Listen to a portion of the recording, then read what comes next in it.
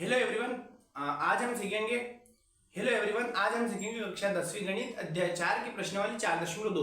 प्रश्न क्रमांक 1 हमें यहाँ दिया है, गुणनखंड विधि से निम्न द्विघात समीकरणों के मूल ज्ञात कीजिए। और समीकरण हमें दी गई है, यानी प्रश्न क्रमांक 1 का चौथा हमें यहाँ दिया गया है 2x² माइनस x प्लस 1/8 और इसके बराबर में दिया है 0। हमें इसमें गुणनखंड विधि का प्रयोग करना है और गुणनखंड विधि का प्रयोग करने के बाद यहाँ पर हमें मूल ज्ञात करने हैं। अब मूल किस प्रकार से ज्ञात करते हैं, उसको ज्ञात करने से पहले हम यहाँ कोशिश करें कि ये जो भिन्न है इसको एक सरल रूप में व्यक्त कर दे, ताकि हमें गुणनखंड करने में सरलता होगी। तो सबसे पहले हम इसको सरल करेंगे। हमने यहाँ लिखा सरल करने पर, और सरल करने की कंडीशन ये रहेगी कि 2x² माइनस x प्लस 1/8, इसके बट्टे में कुछ नहीं है मतलब 1, इसके बट्टे में कुछ नहीं है मतलब 1, बराबर में 0। हमें यहाँ पर करना क्या है, इस हर को समान करना है और जो बचे या जो हम गुणा करेंगे उसका गुणा हमें अंश के साथ करना है। अगर हम इन तीनों का एलसीएम ले तो एलसीएम आएगा 8 और इसका एक नियम चलेगा, नीचे का नीचे के साथ भाग और जो भागफल आए उसका ऊपर वाले के साथ गुणा। यानी हमने 1 का भाग 8 में दिया, 8 बार जाएगा और 8 का गुणा ऊपर करेंगे, यानी 8 दूनी 16x², बीच में चल रहा है माइनस।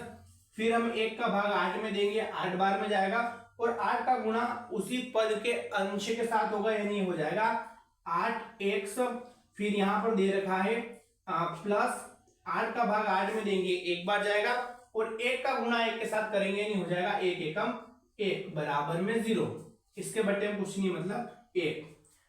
उसके बाद हम क्या करते हैं, बराबर में हमेशा क्रॉस गुणा होता है, हम यहाँ क्रॉस गुणा कर लेते हैं। तो ये हो जाएगा 16x² माइनस 8x प्लस 1 बराबर 0 गुणित 8। इसको हम सरल रूप में लिखेंगे तो हो जाएगा 16x² माइनस 8x प्लस 1 बराबर 0। यहाँ 1 का गुणा हमने इस पूरे पद के साथ किया, कोई चेंज नहीं हुआ। उसके बाद 8 का गुणा 0 के साथ किया, तो किसी भी संख्या का 0 के साथ गुणा करते हैं हमेशा 0 ही आता है। अब यहाँ हमारे पास एक पद निकलकर, एक द्विघात समीकरण निकल कर आया है 16x² माइनस 8x प्लस 1 बराबर 0। इसमें हमें गुणनखंड विधि का प्रयोग करना है। और अगर ये स्टेप हमें समझने में कोई प्रॉब्लम हो रही है तो हम सीधे तौर पर इसे सरल रूप में यूं लिख सकते हैं 2x² माइनस x प्लस 1/8 बराबर 0। हमने 2 पार्ट में बहुत अच्छे से ये सीखा था कि जिसको हमें हटाना है उसका गुणा हम पूरे पद के साथ कर देंगे, यानी ये हो जाएगा 2x² गुणित 8 माइनस x गुणित 8 प्लस 1/8 गुणित 8 बराबर 0 गुणित 8। अब हम इसे सरल कर लेते हैं, तो प्लस 1 यहां से आया माइनस 8x और यहां से आया 8 दूनी 16x² बराबर 0। इस प्रकार से भी हम इसे ज्ञात कर सकते हैं। इसकी शुरुआत हम करते हैं गुणनखंड की। तो यहां हमने लिखा गुणनखंड करने पर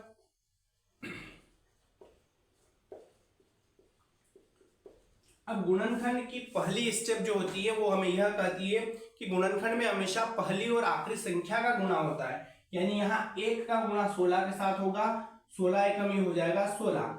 उसके बाद उस गुणे वाली संख्या की हमें तुलना करनी होती है। हम तुलना कैसे करेंगे, हमें 2 संख्या ऐसी चाहिए जिसका आपस में गुणा करे तो 16 आए और जोड़े अथवा घटाए तो बीच वाली संख्या यानी 8 आए। तो हम यहाँ पर सोचेंगे, 8 दूनी हम कर सकते हैं 16 पर, 8 में 2 जोड़ेंगे 10 हो जाएंगे और 8 में से 2 जाएंगे 6 हो जाएंगे, जबकि हमें यहाँ पर 8 ही चाहिए, यानी ये तो हमारा होगा नहीं। उसके बाद हम 4 चौक 16 करके देख लेते हैं, 4 में 4 जोड़ेंगे, हाँ हम यूं कह सकते हैं कि 8 आ जाएंगे, यानी इसे हमें रखना है इस 8 की जगह, बाकी सारी चीजें हम ऐसी की ऐसी रख लेते हैं। तो ये हो जाएगा 16x² माइनस ऐसा कैसा, हमें यहाँ लिखना है 4 और 4। अब इन दोनों को क्या करें तो 8 आए, तो हम कह सकते हैं कि इन दोनों को हम जोड़ देंगे, हमने ब्रैकेट बंद कर दिया। उसके बाद यहां चल रहा है x प्लस 1 बराबर 0।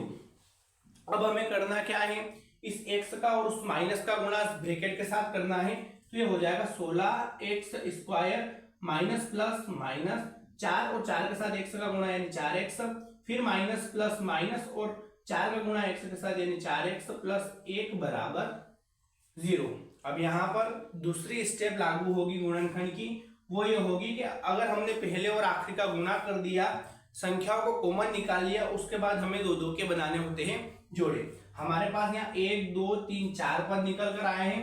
हम इन दोनों में से जो एक समान दिखे उसे कॉमन निकाल लेते हैं। तो 16x² माइनस 4x, इस 16 का अगर हम अभाज्य गुणनखंड करें या सरल तौर पर इसे 4 बनाने की कोशिश करें तो हम कह सकते हैं कि 4 चौक होता है 16, उसके बाद गुणित x, क्योंकि यहाँ पर x 2 बार था, उसके बाद यहाँ माइनस और ये 4 गुणित x, यहाँ 4x दोनों में एक समान दिख रहा है, हमने 4x को बाहर निकाला, यहाँ बचा केवल और केवल अंदर 4x, बीच में है माइनस और यहाँ कुछ नहीं मतलब a। इसे हम 16x² माइनस 4x की जगह लिखेंगे तो ये हो जाएगा 4x माइनस 1।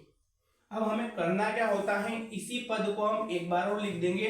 तो हमने लिख दिया 4x माइनस 1 और इसकी तुलना हमें इस दूसरे पद से करनी है।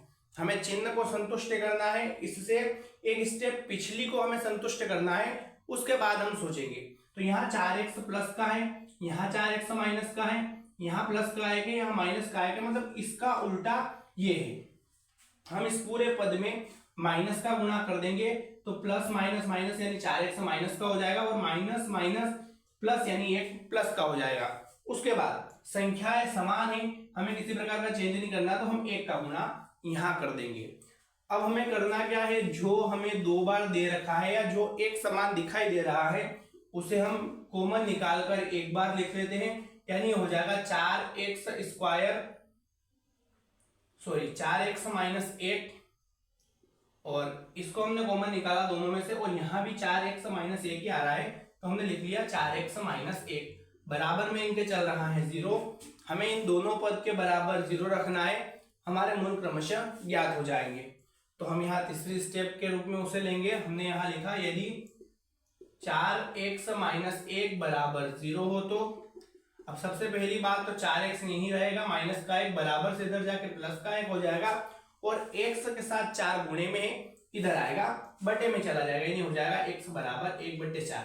अगर इसका 1/4 आया है तो इसका भी 1/4 ही आएगा। तो हम इसको भी लिख लेते हैं, यदि 4x माइनस 1 बराबर 0 हो तो 4x बराबर 1, x बराबर 1/4 हम लिख सकते हैं कि अतः मूल 1/4, 1/4 है। इस प्रकार से हम मूलों को गुणनखंड विधि से बड़ी ही आसानी से सरल कर सकते हैं।